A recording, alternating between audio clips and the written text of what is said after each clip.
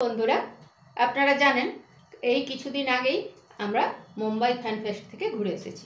মুম্বাই থেকে আসবো আর মুম্বাইয়ের সবচেয়ে সেরা রেসিপি বড়া পাও, সেটা আপনাদের সঙ্গে শেয়ার করব না তা তো হয় না। বড়া পাও এর রেসিপি আজ আপনাদের সঙ্গে শেয়ার করব।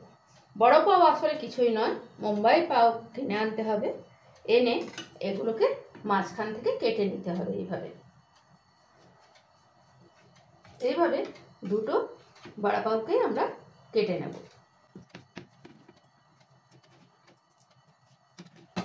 কেটে নেওয়ার পর এক পিঠে দেব chilli sauce, green chilli sauce. আরেক পিঠে দেব টমেটো সস। আর চপের রেসিপি আপনারা সবাই জানেন, আমি এখন যেটা করছি এটা হলো চপ বড়া পাও, আর হয় সামোসা বড়া পাও। এই সামোসা বড়া পাওটা আপনাদের সঙ্গে পরের বারে শেয়ার করব। এরপরে দিয়ে দেওয়া হবে এর মধ্যে এই চপটা, আর এটা দিয়ে ঢেকে দেওয়া হবে। এই হলো চপ বড়া পাও। এরপর এই থালায় আমি সার্ভ করব।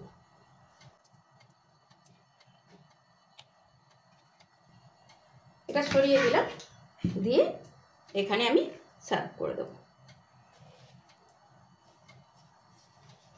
ব্যাস হয়ে গেল চপ বড়া পাও।